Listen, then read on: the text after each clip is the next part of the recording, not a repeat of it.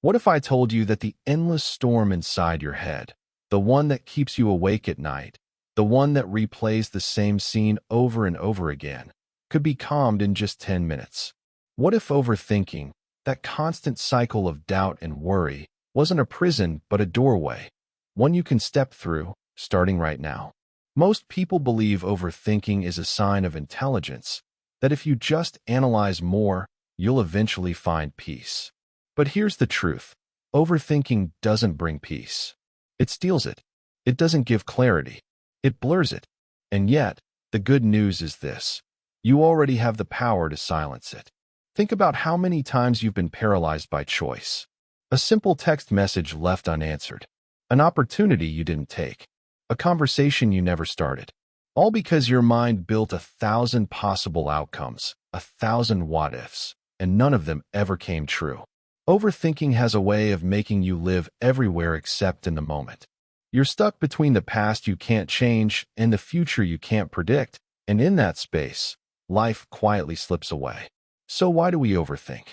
Psychologists say it's a defense mechanism. Your brain is trying to protect you from pain by running endless simulations. It wants to find the perfect move, the safe option. But here's the paradox. In trying to protect you, it hurts you more. The mind becomes a spinning wheel that never touches the ground. You think you're solving problems, but really, you're just feeding the cycle. Now, imagine breaking that cycle in 10 minutes. Not by suppressing your thoughts, not by forcing silence, but by shifting the way you relate to them. Overthinking thrives when you treat every thought as truth. It dies when you learn to simply observe. Picture this. A thought appears in your mind. What if I fail? And instead of wrestling with it, you step back and say, interesting. There's that thought again. Suddenly, you've created distance. You're no longer drowning in the storm. You're watching it from the shore. This is where the power begins. Because once you see thoughts as just passing clouds, you no longer need to chase them, fight them, or build stories around them. And the moment you stop feeding them, they dissolve. It's not about control. It's about perspective. One of the quickest ways to do this is through the 10-minute reset. Right now, imagine setting a timer for 10 minutes. For those 10 minutes, your only job is to breathe and notice. Not to stop your thoughts, not to judge them, but to notice. Breathe in slowly, breathe out slowly, and when a thought comes, because it will, you label it gently. Worry, memory, fear, plan. And then you return to your breath. That's it. 10 minutes of stepping out of the endless movie in your head. 10 minutes of anchoring back into the present. You might be thinking, that sounds too simple. But simplicity is exactly what makes it powerful. Overthinking thrives on complexity, on spirals, on tangles. But the mind can't spiral if you keep bringing it back to one simple act, breathing. And the best part? This is something you can do anywhere. At your desk, in your car, lying in bed at night. 10 minutes to reset, 10 minutes to reclaim peace. Let's go deeper. Overthinking doesn't just happen because of the present moment. Often, it's rooted in the past. The mistake you made last year. The words you wish you hadn't said. Or it's tied to the future. The fear of rejection. The uncertainty of tomorrow. Your mind jumps endlessly between these two timelines, but it never lands here in the now. The cure for overthinking is not to fix the past or to predict the future. It's to return to the present again and again until your brain learns that here is enough. The truth is, overthinking is just a habit. And like any habit, it can be unlearned. Think about how often you've walked into a room and automatically reached for your phone. You didn't decide to do it. The habit carried you there. Overthinking works the same way. The moment a challenge arises, your brain slips into the familiar loop. But every time you catch yourself, every time you notice and return to presence, you weaken the loop. You rewire your brain. Here's something most people don't realize. Thoughts are not commands. They're not reality. They're just suggestions. Your brain produces thousands of thoughts every single day, and most of them vanish unnoticed. The only ones that gain power are the ones you feed with attention. Overthinking is like watering weeds. You don't mean to, but you do, and then they take over the garden. The secret is to stop watering. Notice the weeds, acknowledge them, but don't feed them. Turn your attention to the flowers, the thoughts that bring calm, gratitude, clarity. This doesn't mean ignoring your problems. It means facing them with clarity instead of fear. When you stop overthinking, you don't lose your ability to analyze. You gain the ability to act. Instead of spinning for hours about whether to make a call, you just make it. Instead of debating for days about whether to take the chance, you take it. Overthinking robs you of action. Clarity gives it back. And clarity doesn't take years of meditation or therapy to achieve. Sometimes, it takes just 10 minutes. 10 minutes of awareness, 10 minutes of breathing, 10 minutes of choosing to step outside the mental storm. That is the doorway.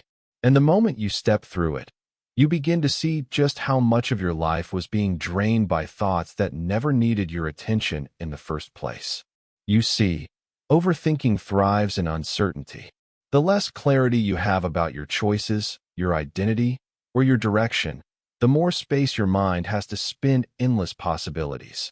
It builds castles of fear and towers of doubt, trapping you inside a labyrinth of your own imagination.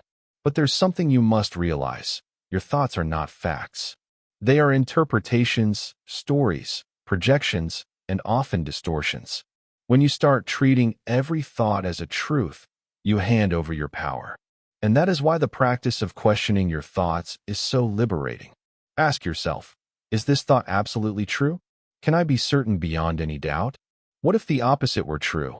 By interrogating your own mental stories, you weaken their grip. What once felt like an unshakable reality is revealed as nothing more than a shadow play in the mind. Another way to break free from overthinking is to shift your focus from outcome to process.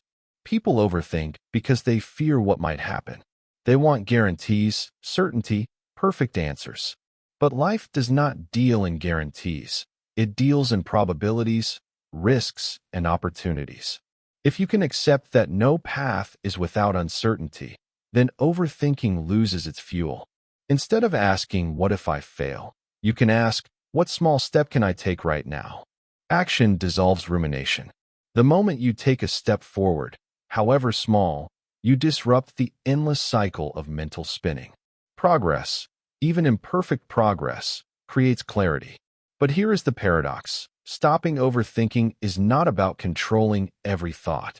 It is about letting go of control. The harder you fight against your mind, the louder it becomes. Silence comes not from force, but from release. Imagine holding water tightly in your hands. It slips through your fingers. But when you open your palms, it rests gently. This is the nature of the mind. Stop wrestling with it, and you will find it softening naturally. That is why mindfulness practices, breathing exercises, and meditation have such profound effects. They do not erase thoughts. They teach you to observe them without judgment, without grasping. Overthinking starves when you stop feeding it attention. Let's do a simple practice together. Close your eyes, if you can. Inhale slowly for 4 counts. Hold for 4. Exhale for 6. Now repeat this cycle 3 times. As you breathe, notice any thought that arises. Do not chase it, do not fight it. Simply label it, thought, and return to your breath. This is how you train the mind to step away from endless loops. With regular practice, this becomes second nature. You learn to see thoughts as passing clouds, not as chains that bind you. Overthinking also often stems from perfectionism. You want the perfect answer, the flawless decision, the guaranteed path. But perfection is an illusion. There is no perfect life, no perfect choice. Every decision carries gain and loss, light and shadow. When you release the burden of perfection, you free yourself to move forward. Growth comes not from avoiding mistakes, but from embracing them. Failure is not the opposite of success. It is the soil in which success grows. The sooner you accept imperfection as part of life, the less your mind will torment you with endless what-ifs. There is another key, self-trust. Overthinking often comes from doubting yourself.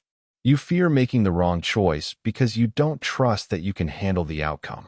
But when you build self-trust, even uncertainty feels less threatening. You begin to realize, no matter what happens, I will find a way through. Self-trust is not about always being right. It is about knowing you will survive even when you are wrong. And the truth is, you have survived every challenge so far. You are here. You are still standing. That is proof of your resilience. Every scar on your journey is evidence that you can endure more than you realize. Now, let me leave you with a powerful image.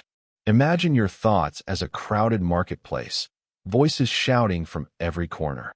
At first, it feels overwhelming. But suddenly, you climb a nearby tower and look down. The noise is still there, but you are no longer lost inside it. You can see the whole picture. You realize you have a choice: to walk through the marketplace, to leave it, or simply to observe. That tower is awareness. The higher you climb, the less trapped you become. Overthinking thrives when you forget that tower exists. But the truth is, it is always within you. So, when your mind begins to race again, remember this. Pause, breathe, shift your focus to the present, and remind yourself that not every thought deserves your attention. Life is happening now, not in the imaginary future, not in the replayed past, but here, in this very breath. Now I want to hear from you. What strategies have helped you calm your overthinking mind? Do you notice it happening most at night, at work, or in your relationships? Share your thoughts in the comments.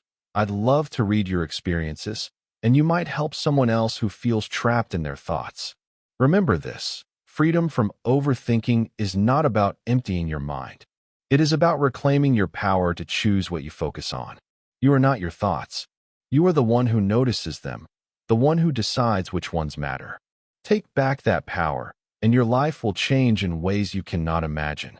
If this video has resonated with you, let it be a turning point. Stop letting thoughts rule you. Step into the role of observer, creator, and decision-maker. Life is too short to spend it lost in the fog of endless what-ifs. Choose clarity, choose peace, choose action. And if this message sparked something within you, make sure to like this video and subscribe to the channel, so together we can continue exploring the path toward inner freedom and a calmer, stronger mind.